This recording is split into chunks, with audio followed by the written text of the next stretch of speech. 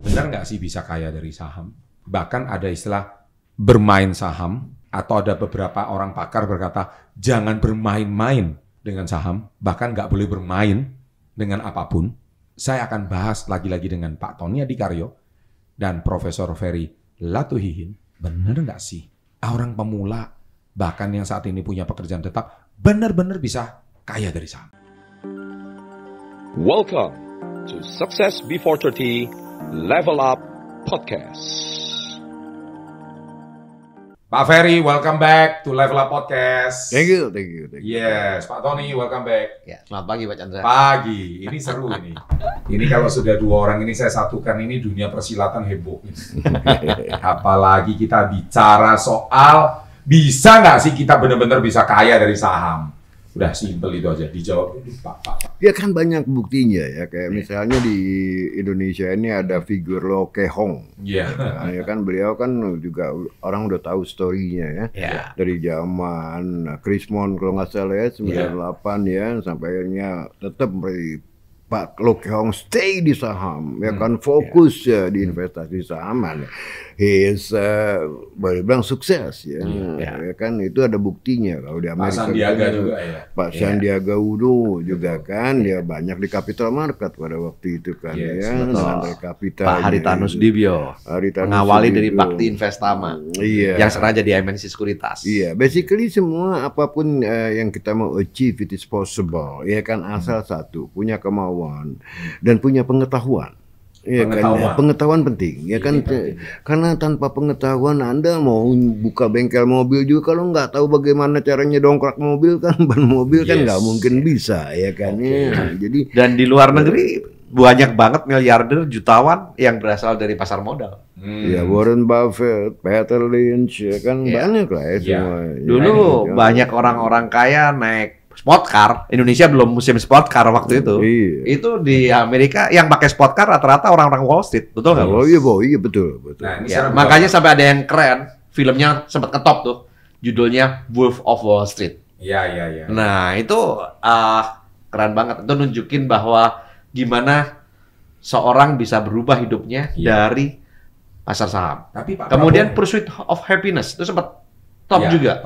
Itu ya. juga dari orang yang dulunya nggak hanya dari cleaning service, jadi orang kaya. Ya itu ada story juga. Saya juga pernah di Wall Street ya. Tahun 2000 ya. I was sent to Lehman Brothers sama waktu itu ya.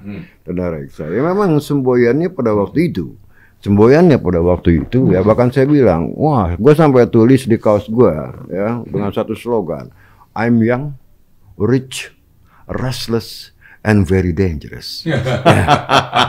Ya, itu benar. Karena di Wall Street itu anak-anak yang baru fresh graduate, ya kan dari hard science, bukan matematik, fisik segala macam, masuk ke Wall Street, mereka jadi bikin model-model matematik yang gila untuk structured finance, like option, futures dan segala macam, and they become very very rich. Dan pada usia yang sangat muda. Tapi satu, apa modalnya? Pengetahuan, bos. Dan sebetulnya di Indonesia, di depan kita ini, Prof. Ferry ini sempat legend bro. Pak Chandra, waktu dulu. Dulu zaman tahun 2000-an, itu jarang orang punya sport car. Ini saya kenal Prof. Ferry tahun 2000-an tuh, itu dia udah punya mobil sport car, itu nggak cuma 5 Pak. Ada 11 ya bro? Gila nih. Dia suka koleksi Jaguar, kemudian BMW, kemudian itu pintu 2 semua ya? Daimler, apalagi bro? Waktu itu yang Porsche, Mercy udah jelas ya kan, Jaguar juga XK ya kan yang pintu 2 ya kan, sama BM juga pintu 2. Saya memang hobi pintu 2 pada waktu hobi pintu 2 ya. And because of my career di pasar modal ya. Jadi karena pada waktu saya sebagai analis, saya banyak memberikan masukan juga kepada market, ya kan, saham-saham apa yang harus di-pitching, ya kan ya. Dan tiap kali saya rekomendasi kadang-kadang auto rejection atas dalam 1 hari ya. Bahkan ada yang 3 hari berturut-turut auto rejection atas ya. And they made a lot of money because of my advice pada waktu. Nah, dan di zaman tahun 2000-an, Pak Chandra tahu nggak? Ini orang depan kita ini sempat masuk Washington Post ya. Iya. Analis pasar modal. Wow. Munculnya di The Washington Post, ini gila. Itu gimana tuh ceritanya? Gua lupa itu agak. Iya. Karena waktu itu saya berkali-kali terpilih sebagai the most popular analis ya. di Indonesia ini. Tahun berapa itu, Bro? Dari tahun 2000, 2001, 2002, dan 2023 pada waktu itu sampai datang Washington Post ke saya untuk interview. And I claim pada waktu itu I was the only analyst ya yang pernah diinterview oleh Washington Post. Dan itu bukan koran ece-ecean. Bukan koran Trubus, Bro ya. Bukan. Itu koran kelas dunia, Bos. I was shocked as well gitu. Aku juga surprise pada waktu itu. Karena pada waktu itu memang I was so popular. Wah. Dan baru-baru ini kan masuk majalah Tempo juga. Sih. Iya. Cover depan juga. Betul. Nah, sekarang ini kita akan ngomong enaknya. Ya. Lagi-lagi kalau orang yang sukses itu kan golongan 1% tuh. Ya. Yang tadi diomongin kan golongan 1% semua. Betul. Masalah 99% itu di-spill sama Pak Prabowo. Jangan main saham. Ya kan? Bullshit, main saham banyak boncosnya. Nah, ini saya mau debat dikit nih. IHSG tahun 2018 itu kan nilainya 6 ribuan tuh, Pak Ferry. Sekarang kan 7 ribuan. Bahkan sempat ke 6.200 kemarin, meskipun udah di 7.100. Kita bicara salah satu saham lah, BBRI. Kan diomongkan terus tuh dari 2018, nilainya 3.700. Sekarang baru 4.450. Prof, pertumbuhannya itu sebenarnya nggak banyak. Mending orang jualan cilok, Prof. Gini. Atau jualan Indomie aja. Gimana menurut Profesor statement ini? Ya gini, kalau saham-saham bank kita harus lihat perhitungkan juga dividen yang dibayarkan. Oh iya. Ya, beda saham-saham yang tidak bayar dividen. Tapi kalau bank kayak seperti Mandiri, BRI, BNI, apalagi BCA, kita harus hitung juga selama kita holding that saham, kita berapa kali dapat dividen. Ya kan tadi katakanlah capital gain-nya tadi 3.800 ya kan ke 4.200. Tapi juga jangan lupa along that period atau for that period kita juga dapat dividen atau saham itu memberikan dividen gitu ya.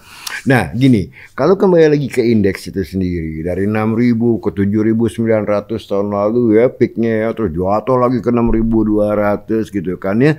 Yang namanya pasar modal, pasar saham tidak terlepas dari fundamental ekonomi suatu negara, ya kan.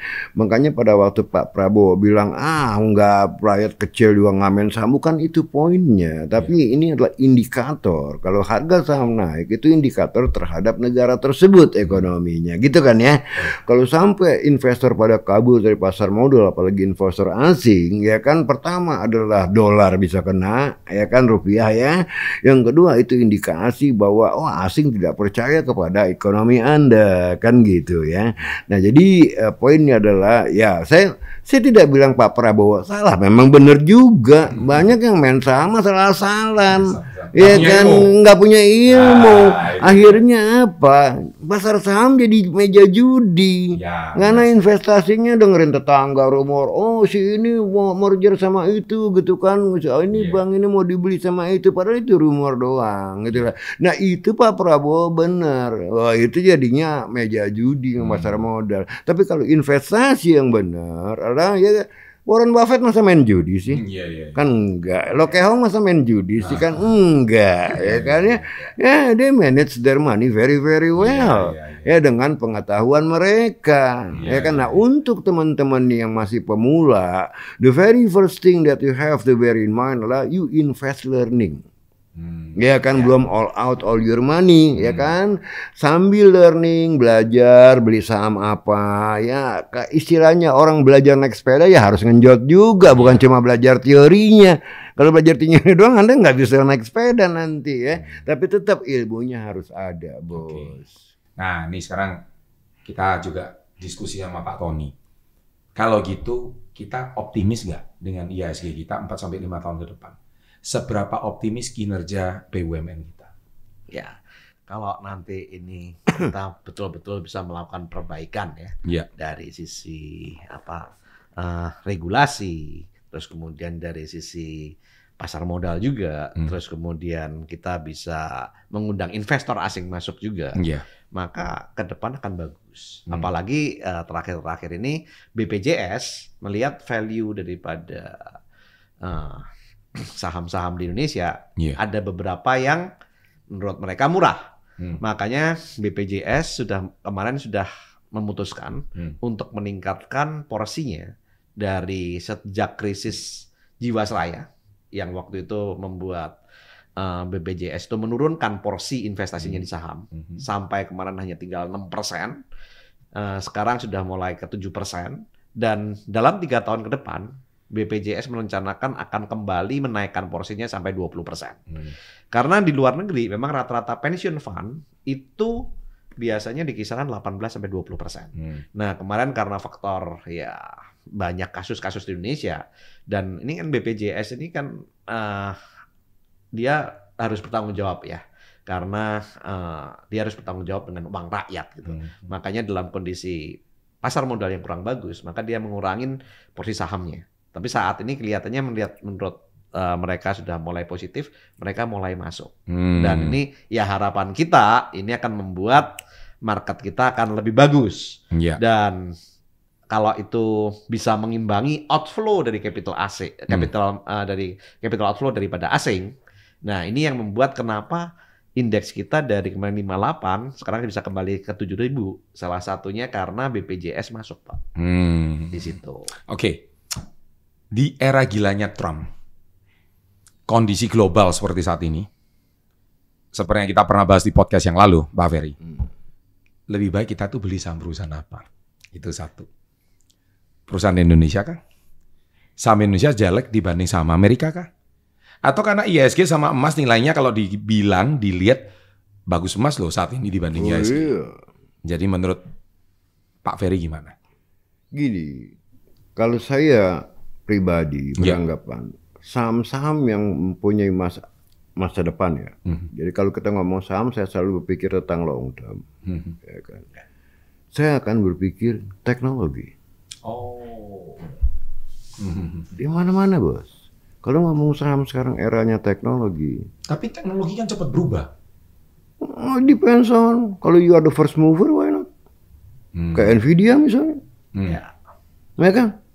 Yang bergerak di bidang AI. Kalau dulu zaman pertama lagi internet mungkin dulu Yahoo.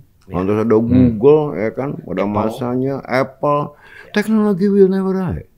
Semua akan menuju ke arah technological era. Yang ini yang menakutkan juga, nanti ada orang yang berpikiran bahwa teknologi will kill you. Karena orang nggak bakal dapat kerja misalnya. Itu kan ekstrim. Ya kan? Enggak. Tapi teknologi itself, it is going on, Bos. Ya. Jadi kalau saya memilih sekarang mau ekonomi cycling up, mau ekonomi cycling down, yang paling aman invest di mana? Teknologi.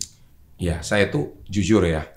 Sering banyak orang bukan cuma denger tetangga, Prof. Tapi ada orang dengerin di YouTube, dengerin di sosmed.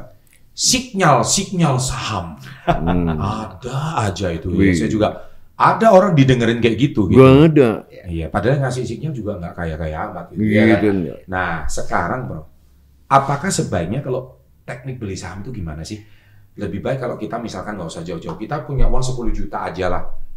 Kita tuh beli 1 jutaan kali 10 saham, atau 10 itu langsung full di satu yang tadi Prof beli di satu teknologi. Gini, gimana? Iya, itu tergantung daripada risk appetite setiap investor. Ada orang yang risk lover, suka berisiko, kan dia nggak diversifikasi, dia cuma fokus kepada 1-2 saham dan they put all the money ini, kan.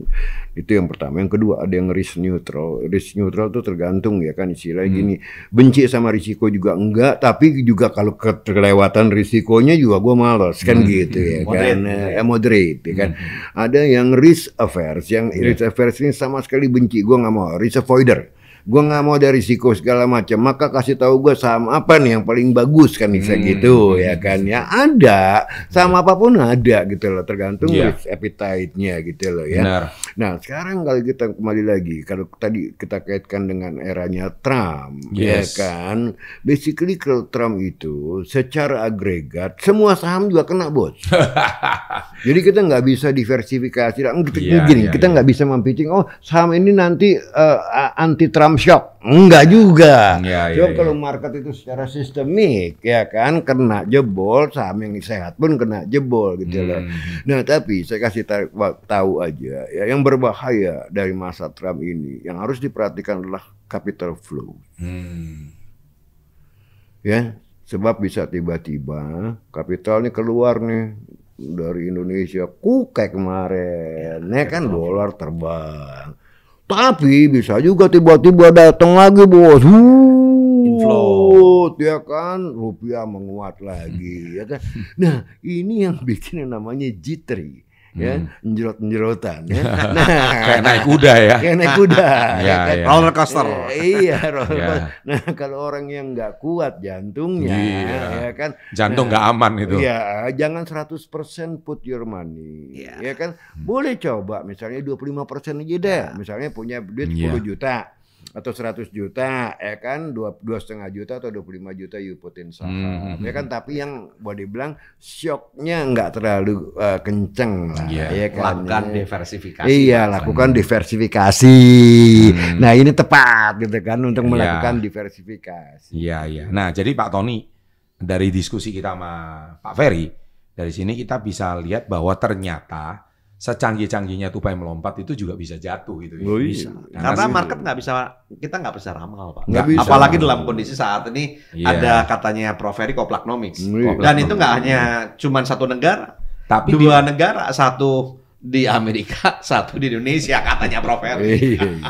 Tapi tetap di era Coplacnomics itu tetap ada opportunity. Pasti ada. Nah pasti ini ada. Opportunity ini kalau saya mau belajar, apalagi Pak Ferry yang tadi Pak Tony bilang pernah menjadi analis di Washington Post, iya kan?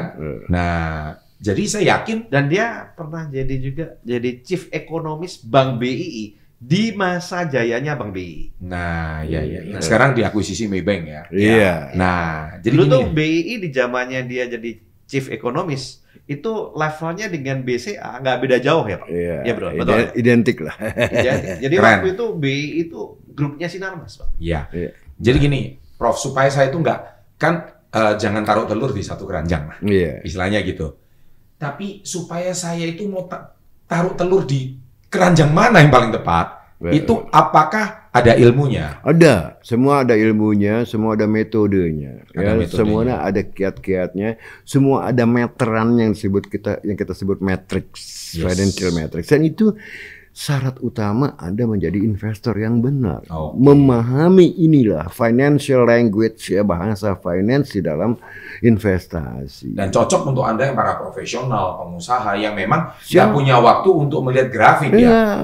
Jadi Anda taruh duit, tapi Anda tahu ini harga murah. Betul. Sama kayak misalkan kita mau beli properti nih ya. Kita mau beli ini misalkan rumah ini ya. Rumah ini kalau divaluasi contohnya harga 7M. Ada orang BU. Harga properti ini tinggal 4M, itu kan berarti murah kan? Murah. Nah, saham juga bisa kayak gitu. Kayak gitu. Saham-saham diskon itu tuh bisa ya? Bisa, Bos. Nah, caranya benar harus bisa baca laporan keuangannya. Harus bisa membuat kriteria atau matriksnya, ya kan, misalnya kayak seperti return on equity, return on invested capital, return on capital employed, itu semua gampang, ya. Cuman kedengarannya susah. Karena apa? Karena Anda tidak mau belajar dengan benar. Gampang, semua gampang. Saya bisa kasih dalam 2 hari dan Anda bisa kerja sendiri di rumah. Serius 2 hari udah bisa? Bisa. Gini. Di kampus 4 tahun belum tentu bisa. Bisa ya. Ini koplak bener. Nah, jadi gini nih. Enggak, yang buat gampang itu kan kita kemarin sudah menyelenggarakan workshopnya Prof. Ferry. Betul. Kenapa Prof. Ferry mengatakan gampang? Karena yang membuat gampang Prof. Ferry, bukan ilmunya gampang. Yang membuat gampang karena Prof. Ferry sudah membuat rumus-rumusnya itu dimasukkan di Excel. Sama aja. Dan 2 hari itu diajarin bagaimana caranya menggunakan Excel. Dan diajarin mengenai istilah-istilah yang ada di dunia saham, keuangan itu apa? Langsung praktek. Jadi dilihatin semua. Gitu. Langsung praktek ya. Sifatnya praktis. Jadi kita nggak pakai teori-teori. Di dalam workshop tadi saya kasih lihat bagaimana membuka websitenya. Wall Street Journal. Ada laporan keuangan emiten apa aja. Anda bisa cari ya. Mau gudang garam, HMS, PBCA, semua ada. Anda mau valuasi yang mana? Ayo kita valuasi. Jadi setelah workshop pun Anda bisa praktekkan sendiri di rumah. Dan Prof. Ferry ini juga mantan rocker. Makanya dia by request. Biasanya kalau kita pergi ke itu ke live music itu kan selalu ditanyain. Iya. Mau lagu apa gitu kan. Nah, kalau Prof Ferry ngomongnya mau saham apa. Lu pilih tuh 900 ada 900 emiten tuh. 900 Ya, lu mau dibuka laporan keuangan saham yang mana? Yang mana? Gua Gitu. bukain gitu. Dan saya nggak Kita nyanyiin bersama gitu kan. Jadi saya nggak perlu belajar dari siapa, justru Pak Ferry akan mengajarkan formulanya yang sederhana. Ya. Ya seperti kayak Anda itu punya software, Anda tinggal input, langsung keluar tuh, Ya. langsung keluar. Oh ini ternyata sahamnya lagi kemahalan. Ya. Betul. Pertanyaannya, Iya, kalau misalkan Pak Chandra dikasih software, iya. Pak Chandra nggak ngerti tentang hal itu, Bahasa bisa nggak kamu buka software? nggak bisa. Nah, di sini Prof Ferry akan ngajarin gimana caranya buka softwarenya gitu. Oke, oke. Dan softwarenya yang buat dia. Oh iya, iya. Jadi dia ini punya metode, Ya. formula tersendiri, Ya. yang memang cuma bisa didapat di workshop ya. Ya. Iya. Nah, Oke. setelah itu, setelah ngikut acaranya Prof Ferry, orang tinggal mengoperasikan softwarenya. Dia bisa nganalisa sendiri. Nggak Iya. perlu tanya ke Prof Ferry. Exactly. Oke, ya. Ya udah. Jadi gini, tanggal besok tanggal 29 dan 30 Juni ketika video ini dibuat, waktunya sudah tidak lama lagi karena ada di bulan ini juga. Kalau saya mau mendaftar dan ketika video ini sebelum dibuat saja sudah ada 4 orang yang mendaftar. Iya. Ya, jadi workshop kami ini termasuk workshop yang limited, Iya. tidak terlalu banyak. Karena kalau mengajar itu kan juga perlu orang yang nggak boleh terlalu banyak juga ya, Iya. supaya 2 hari 1 malam itu maksimal ya. Maksimal. Dan Pak Ferry meluangkan waktunya untuk benar-benar mau mengajarkan pada kita semua. Ini mahal ilmunya. Ya, saya sendiri juga udah ikut yang lalu. Ya. Ternyata kok Saya, mudah gitu. iya, saya berani bilang, Anda kuliah 4 tahun nggak dapat.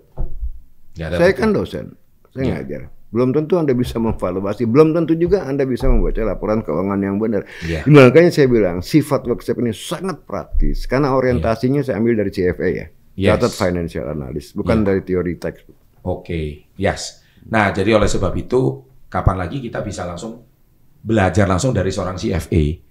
Ya, jadi otomatis dari sini kita bisa benar-benar dapat ilmu yang daging dan langsung udah diintisarikan, kita bisa langsung praktekkan. Sehingga kita nggak dengar apa kata tetangga atau nggak mendengar apa kata analis-analis yang memberikan sinyal, tapi kita juga bisa mempunyai metode Exactly. untuk menganalisa sendiri. Exactly. Sehingga Sampai- kita nggak FOMO. Nggak FOMO ya. Nah, karena banyak sekali sekarang orang-orang yang FOMO gara-gara lihat influencer itu pamer foto. Ya, ya. Nah, Oke. di sini Prof Ferry nggak akan pamer foto, tapi menunjukin gimana caranya buat foto. Betul. Ya, siap-siap. Oke, sampai jumpa di workshop, Pak Ferry. Dan Thank you. tentunya semoga Success Before 30 ini benar-benar terjadi. Khususnya Anda yang memang pengen belajar, apapun profesi kalian, nggak harus trader, apapun profesi kalian. Kalian mau dokter gigi juga boleh, punya warung juga boleh. Saat ini mungkin masih mahasiswa, tapi disupport sama orang tua juga boleh. Anda hari ini seorang profesional juga boleh, seorang lawyer, notaris juga boleh, bahkan seorang pengusaha pun juga boleh. Termasuk Anda trader saham yang mungkin selama ini udah berguru kemanapun tapi boncos juga. Kayaknya kamu perlu belajar lagi dengan Profesor Ferry. Ya, jadi sampai jumpa di workshop. Pak Ferry, thank you udah mampir ke level. Sama-sama, Pak Chandra. Sampai jumpa di workshop nanti. Siap. Akhir bulan di bulan Juni. Betul. Sukses selalu. Pak Tony, thank you ya. Ya, Udah mampir sama-sama. ya. Kita tutup. Sampai jumpa di Puncak Kemakmuran. And salam hebat. Luar biasa.